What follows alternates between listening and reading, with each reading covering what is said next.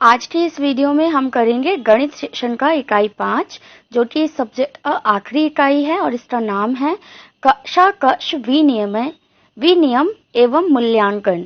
तो बेसिकली ये जो हमारा पूरा यूनिट है वो मूल्यांकन यानी इवैल्यूएशन और इसके विनियमों पर आधारित है। तो चलिए शुरू करते हैं इस वीडियो को। जब हम इस सिलेबस को देखते हैं मैथ के यूनिट 5 की, तो सबसे पहला जो टॉपिक आता है वो सूक्ष्म पाठ योजना का आता है। और सूक्ष्म पाठ योजना यानी कि जो माइक्रो टीचिंग प्लान है हमारा, इसकी मैंने ऑलरेडी अलग से वीडियो बना रखी है। तो वहां पे इसके सूक्ष्म पाठ योजना के गुण, दोष, इसकी परिभाषा, इसके कौशल, सब कुछ वहां पे दिया हुआ है। तो इसलिए मैं यहाँ पे उस टॉपिक को क्लियर नहीं करूंगी। मैं उस वीडियो का लिंक जो है नीचे डिस्क्रिप्शन में डाल दूंगी, आप वहां से सूक्ष्म पाठ योजना तैयार कर लें। क्योंकि ये जो टॉपिक है सूक्ष्म पाठ योजना, ये सिर्फ मैथ ही नहीं, जितने भी हमारे अदर सब्जेक्ट है उन सब में ये टॉपिक बार बार आया हुआ है, कॉमन है।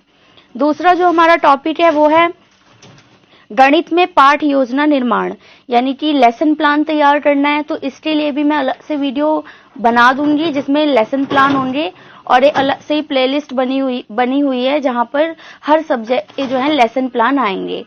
वहां पर ऑलरेडी ईवीएस का लेसन प्लान आ चुका है, इसके बाद में मैथ्स का, और धीरे धीरे सभी सब्जेक्ट्स का वहां पर लेसन प्लान में डालूंगी। तो इसके बाद जो हमारा टॉपिक आता है वहां से शुरू करेंगे, जो कि है हमारा शिक्षण हेतु समावेशी कक्षा कक्ष में प्रणाली एवं विधिवत तकनीकों का चयन। जो हमारी समावेशी कक्षा कक्ष है ये उससे रिलेटेड है। तो देख लेते हैं यहाँ पे कि सबसे पहले ये जो कह रहे हैं कि हम कैसे विधिवत तकनीकों का चयन करेंगे। सबसे पहली बात की जो समावेशी कक्षा का मतलब होता है हर प्रकार के बच्चे को एक ही कक्षा में समान रूप से सम्मिलित करना। तो क्षमता के प्रकार की पहचान करके हम विधियों का चयन करेंगे। सीधी सी बात है, सबसे पहले हम पहचान करेंगे कि बच्चे में कमी क्या है और उसके बाद उसी तरीके से टेक्निक यूज करेंगे और उसे कक्षा कक्ष में बिल्कुल सामान्य वातावरण प्रदान करेंगे। तो यहाँ पे सबसे पहले अगर हम बात करें श्रव्य बाधक यानी हियरिंग इम्पेयरमेंट, यानी जो बच्चे ऐसे हैं जिन्हें सुनने में दिक्कत होती है, उनके हियरिंग में कोई ना कोई दिक्कत है, तो हम क्या करें। तो एज अ टीचर क्या करना है, कक्षा में शोर पर नियंत्रण। क्योंकि अगर क्लास में शोर हो रहा होगा तो उस बच्चे को वैसे ही सुनाई नहीं देगा कि टीचर क्या बोल रहा है। इसके बाद आता है सजावटी सामान व पर्दों द्वारा कक्षा में ध्वनि को अवशोषित करना। क्योंकि अगर क्लास में सजावटी सामान व पर्दे लगे होंगे तो जो आवाज है वो वहीं पर अवशोषित हो जाएगी। बोलते समय मुंह ढकना या छुपाना नहीं चाहिए, क्योंकि हमें पता है कि बच्चा सुनने में दिक्कत करेगा तो कहीं ना कहीं वो हमारी लिपसिंग को पढ़ना चाहेगा।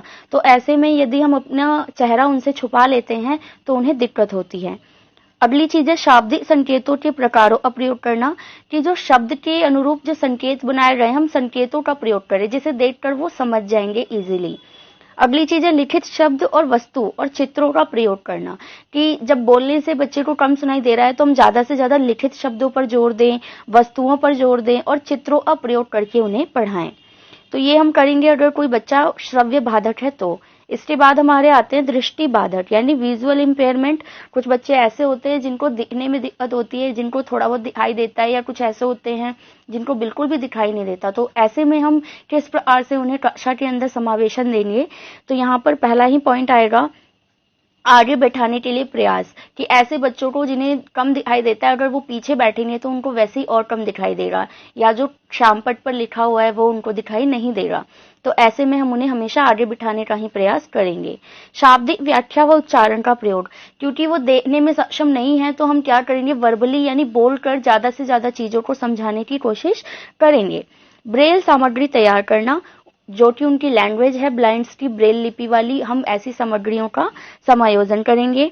अतिरिक्त समय देंगे, क्योंकि उन्हें किसी भी काम को करने में ज्यादा समय लगता है। मदद के लिए पहल करने पर ही सहायता करेंगे, हम तभी उनकी मदद करें जब वो पहल करते हैं। ऐसे बार बार उनकी मदद करना भी अच्छा नहीं होता, क्योंकि वो खुद भी अपने अंदर आत्मविश्वास और आत्मनिर्भरता लाना चाहते हैं। सभी विद्यार्थियों को नाम से पुकारें ताकि वो भी समझ सकें कि कक्षा में अन्य विद्यार्थी भी किस किस नाम से वहां पर उपस्थित हैं। और ऐसे बालकों के साथ भी हमें समान व्यवहार करना है, कोई अतिरिक्त हमें जो है संवेदना प्रकट नहीं करनी है उनके साथ। अगले जो हमारे हैं बौद्धिक रूप से बाधक, कुछ इंटेलेक्चुअल इम्पेयरमेंट बच्चे होते हैं जो कम समझते हैं या धीरे समझते हैं औरों के मुकाबले। तो ऐसे बच्चों के लिए हम क्या करेंगे, कक्षा को ज्ञान से भरपूर, आनंदित और प्रकाशपूर्ण बनाएं, ताकि जो बच्चा है वो इंटरेस्ट ले, क्योंकि इंटरेस्ट लेगा तो ही वो चीजों को सीखने के लिए पहल करेगा। अगली चीज है कि छात्र को वहां बिठाएं जहां से उसका ध्यान न भटके। ऐसा ना हो कि वो लास्ट वाले बेंच पे बिल्कुल कोने वाली सीट पे बैठा हो। एक तो वैसे ही उसको समझ में कम आता है और फिर वो बिल्कुल ही क्लास में इंटरेस्ट नहीं लेगा। अगली चीज है सुदृढ़ व सुरक्षित वातावरण प्रदान करें। पुनर्बलन का जो है हम प्रयोग करेंगे और जो कार्य होते हैं उसे छोटे छोटे भागों में देने उन्हें, ये नहीं कि एक ही बार में बहुत सारा काम दे दिया, वो बोझ तले ही दब जाए और करने की रुचि ही ना रहे। अगली चीज है कि अनुकूल वातावरण उनको उपलब्ध कराएंगे जो उनके लिए अनुकूल हो। तो ऐसे बच्चों के साथ हम इस प्रकार से व्यवहार करेंगे। अगले जो हमारे आते हैं क्रियात्मक रूप से बाधित, यानी कि लोकोमोटर इम्पेयरमेंट। इसमें क्या होता है कि बच्चा फिजिकली कहीं ना कहीं उसको दिक्कत होती है, चाहे वो चलने की दिक्कत हो सकती है या और भी किसी भी तरीके की फिजिकली उसको दिक्कत, चलने फिरने में दिक्कत हो सकती है या बैठने में दिक्कत हो सकती है। तो ऐसे में हम क्या करते हैं कि सार्वभौमिक योजना पर आधारित मौलिक निर्देशों को अपनाते हैं जो सबको समान मानती हैं। आगे है उनकी जरूरतों का ध्यान रखना कि उनकी क्या क्या जरूरतें हैं। अन्य छात्रों को इनके साथ मिलकर कार्य करने के लिए हम प्रोत्साहित करेंगे। डेस्क की ऊंचाई इतनी होनी चाहिए कि उनकी पहिया कुर्सी के अनुसार हो और वो आसानी से डेस्क पर फिर शिफ्ट हो सके। उनके साथ शैक्षिक गतिविधियों में भी शामिल होने का अवसर देंगे। सिर्फ क्लास में ही नहीं, अदर एक्टिविटीज, चाहे वो गेम हो, डांस हो, सिंगिंग हो, हम उन्हें उसके लिए भी सपोर्ट करेंगे। अत्यधिक दया को हम नहीं दर्शाएंगे उनके साथ, क्योंकि अत्यधिक दया से उन्हें लगता है कि वो काम नहीं कर सकते बिना सहायता के। तो जब तक उन्हें सहायता ना हो, हमें अतिरिक्त जो है दया उन पर नहीं दिखानी चाहिए। तो ये हमारा था कि हम समावेशी कक्षा कक्ष में किस प्रकार से सबको समावेशन देंगे। अगला टॉपिक है गणित में अभ्यास की आवश्यकता एवं महत्व। कहते हैं कि मैथ्स जो है वो पूरा प्रैक्टिस पर ही डिपेंड करता है। तो ये क्यों इम्पोर्टेंट है, इसकी क्या महत्वता है, इस चीज को हम यहाँ पर पढ़ेंगे। सबसे पहले हम देख लेते हैं कि गणित के अंदर जो हमारे टॉपिक्स आते हैं वो किस प्रकार के होते हैं। तो सबसे पहला होता है प्रत्यय के अभ्यास, मतलब जो हमारा प्रत्यय है, संप्रत्यय कॉन्सेप्ट जो है बच्चा उसका अभ्यास करता है। कौशल का अभ्यास, इसके अंदर जो फॉर्मूले आते हैं वो फॉर्मूले किस प्रकार बने हैं, सूत्र कैसे बने हैं, वो सूत्रों को याद करता है। और प्रत्यय के अनुप्रयोग का अभ्यास, और अंत जो प्रकार है इसमें बच्चा क्या अभ्यास करता है, उन सूत्रों के या नियमों के द्वारा समस्याओं का समाधान करना। तो ये 3 प्रकार से हम जो है अभ्यास कराते हैं। अब देख लेते हैं कि गणित में अभ्यास के क्या कारण हैं या क्या महत्व हैं। सबसे पहला कि प्रत्यय को भली भांति समझना। जब तक बच्चा अभ्यास नहीं करेगा वो जो कॉन्सेप्ट है उसको अच्छे से समझ नहीं पाएगा। सेकंड चीज है सूत्र का अनुप्रयोग समझना, कि सूत्र तो याद कर लिया लेकिन इसका यूज कैसे करना है ये बच्चा नहीं समझ पाएगा बिना प्रैक्टिस के। आगे चलते हैं, अगला है प्रत्यय को वास्तविक जीवन की परिस्थितियों से संबंधित करना और सीखना, क्योंकि वो प्रैक्टिकली करेगा उसको तो ही वो अपनी रियल लाइफ से भी जोड़ सकेगा। अगली चीज है गणना के कौशल में निपुणता प्राप्त करना, गिनती में, उसके बाद तर्क और विश्लेषण में उसकी निपुणता आती है। तत्पर एवं केंद्रित बनाना, जब वो अभ्यास करता है जो बच्चा उसे वो बहुत तरीके की समस्याओं का सामना करना है, ऐसे में वो किसी भी समस्या को करने में बहुत ही जल्दबाजी करता है और फिर जल्दी भी कर लेता है। बुद्धि को कुशाग्र करता है और कम समय में भी वो समस्या को हल करने की क्षमता जो है वो बच्चा रखता है। तो ये सारे इंपॉर्टेंस है हमारे मैथ्स में प्रैक्टिस करने के। आगे चलते हैं, गणित अभ्यास की विधियां कौन कौन सी हो सकती हैं। पाठ्य पुस्तक अभ्यास, कक्षागत कार्य जो क्लास में काम कराया जाता है, कक्षा में चर्चा डिबेट कराई जा सकती है, क्विज गतिविधियां हो सकती हैं, समूह चर्चा हो सकती है, गणित प्रयोगशाला गतिविधियां हो सकती हैं और गृहदत्त कार्य भी इसमें शामिल किया जा सकता है। अगला टॉपिक है सतत एवं विस्तृत मूल्यांकन। ये टॉपिक ऐसा है जो हर सब्जेक्ट में किसी न किसी यूनिट में जरूर आया है। कॉन्टिन्यूअस और कॉम्प्रिहेंसिव जो हमारा ये इवैल्यूएशन है, तो यहाँ पे भी हम इसको पढ़ लेते हैं। सबसे पहले हम देखते हैं सतत और विस्तृत का अंतर क्या है, दोनों की मीनिंग क्या है। सतत का मतलब है मूल्यांकन को पूर्णतः शिक्षण एवं अधिगम की प्रक्रिया के साथ जोड़ा जाए, कि जो टीचिंग कराई जा रही है क्लास में, जो सब्जेक्ट पढ़ाया जा रहा है, जो पाठ्य वस्तु पढ़ाई जा रही है, हम उस पर फोकस करते हैं। और ये नियमित और सततता पर केंद्रित है, मतलब ये लगातार होने वाला इवैल्यूएशन है, क्योंकि ये पूरे साल टाइम टू टाइम चलता रहता है। इसके अलावा जो विस्तृत मूल्यांकन होता है वो विद्यार्थी के व्यक्तित्व का सर्वांगीण विकास करता है, जिसमें बौद्धात्मक, भावात्मक तथा कौशलात्मक क्षेत्र सम्मिलित होते हैं। इसका मतलब ये है कि इसमें विद्यार्थियों के विकास के शैक्षिक तो होते ही हैं, मतलब क्लास में जो पढ़ाया जा रहा है वो तो मूल्यांकन करेंगे ही करेंगे, साथ में जो को रिलेटेड एक्टिविटीज होती है, सह शैक्षिक जो होती हैं, उनके द्वारा भी बच्चों का मूल्यांकन होता है कि बच्चा जो ड्राइंग कैसी कर रहा है, उसका व्यवहार कैसा है ना, वो ड्रेस कैसे सेंस में पहन के आ रहा है, ये सारी चीजें इसके अंदर इवैल्यूएट की जाती है। आगे चलते हैं, सतत एवं व्यापक मूल्यांकन के उद्देश्य देख लेते हैं कि आखिर ये दोनों जो इवैल्यूएशन है, चाहे वो सतत हो या व्यापक हो, इनके उद्देश्य क्या हैं, इनके एम्स क्या हैं। तो मूल्यांकन में निरंतरता तथा सर्वांगीण अधिगम व व्यवहारात्मक परिवर्तन का मूल्यांकन, कि अगर हम ऐसा मूल्यांकन करते हैं तो हम उनके सर्वांगीण विकास में ध्यान देते हैं और उनके व्यवहारों में भी परिवर्तन लाते हैं। दूसरा, कौशलों में विकास में ये सहायक होता है, विचार प्रक्रिया को प्रोत्साहन देता है और याद करने को हतोत्साहित करता है, कि सिर्फ याद करना ही काफी नहीं है, बल्कि अपने विचारों की प्रक्रियाओं में परिवर्तन लाइए। मूल्यांकन को शिक्षण अधिगम प्रक्रिया से ये जोड़ता है। विद्यार्थियों की उपलब्धियों में सुधार के लिए मूल्यांकन का प्रयोग किया जा सकता है। नियमित निदान के आधार पर उपचारात्मक निर्देशों द्वारा शिक्षण अधिगम प्रणाली का मार्गदर्शन करना और शिक्षण अधिगम प्रक्रिया को छात्र केंद्रित गतिविधि का रूप देने के लिए भी ये किया जाता है। तो ये सारे इसके उद्देश्य थे हमारे। अगला टॉपिक है गणित में निदानात्मक एवं उपलब्धि परीक्षण। तो पहले हम निदानात्मक करेंगे, उसके बाद उपलब्धि परीक्षण की तरफ चलेंगे।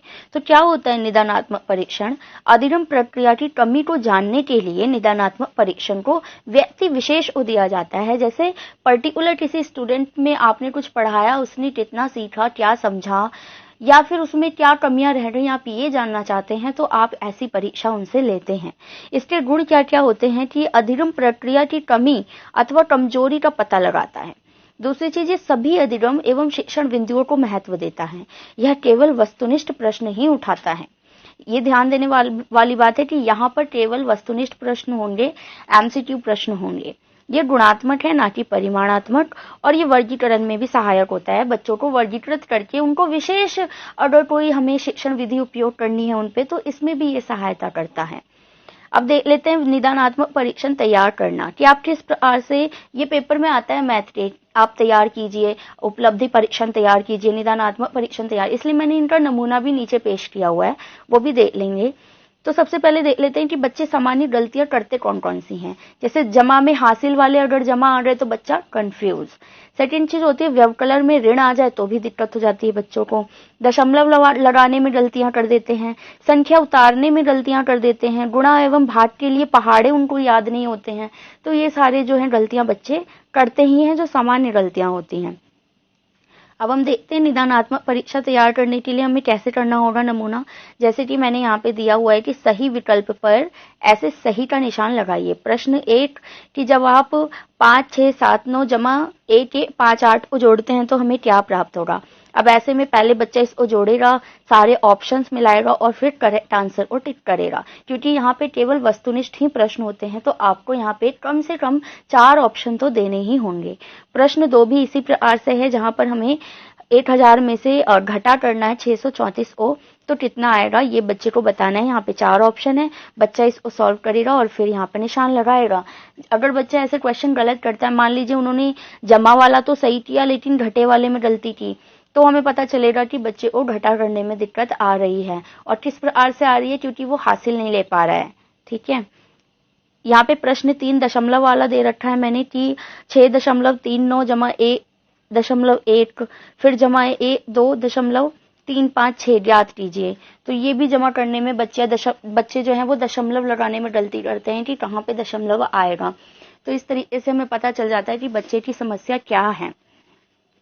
निदानात्मक परीक्षण एवं उपचारात्मक शिक्षण। अच्छा, अब जब हमें इसकी गलतियां पता चल जाएंगी तो हम कैसे इसका निदान करेंगे, तो इसके लिए यहाँ पर एक चक्र दिया गया है। आप इसी को फ्लो चार्ट में बनाएंगे और इसको जो है लाइन से जो है इलेबोरेट कर देंगे, तो ये आपका पूरा आंसर जो है यहाँ पे तैयार हो जाएगा निदानात्मक का। क्योंकि नमूना मैंने बता दिया, गुण मैंने बता दी, डेफिनेशन मैंने बता दिया, अभी मैं उपचारात्मक भी बता देती हूँ।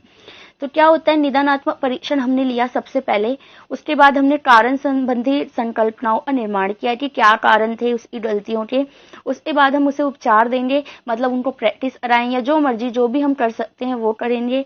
उसके बाद क्या होगा, दो चीजें हो सकती हैं, उपचार का मूल्यांकन करेंगे, दोबारा इवेल्युएशन करेंगे, या तो उपचार में सफलता मिल जाएगी तब तो ये चक्र यहीं खत्म हो जाएगा, लेकिन अगर उपचार में सफलता नहीं मिली, उपचार में असफलता आई है, तो हम दोबारा से निदानात्मक परीक्षण लेंगे और फिर ये दोबारा से सर्कल चालू हो जाएगा।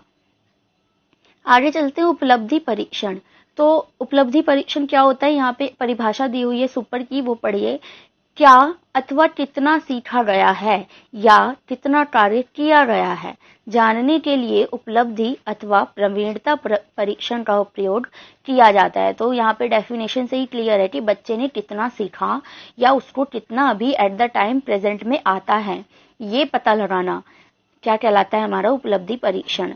तो इसके गुण क्या होते हैं ये भी देख लेते हैं। यहाँ पे मापन का अस्त्र अथवा ये यंत्र है, शिक्षण अधिगम गतिविधियों को ये नियंत्रित करता है, व्यक्ति विशेष की वर्तमान योग्यता को मापता है, शिक्षक व विद्यार्थी दोनों को प्रतिपुष्टि प्रदान करता है, गुणवत्ता निश्चित करने में भी सहायक है।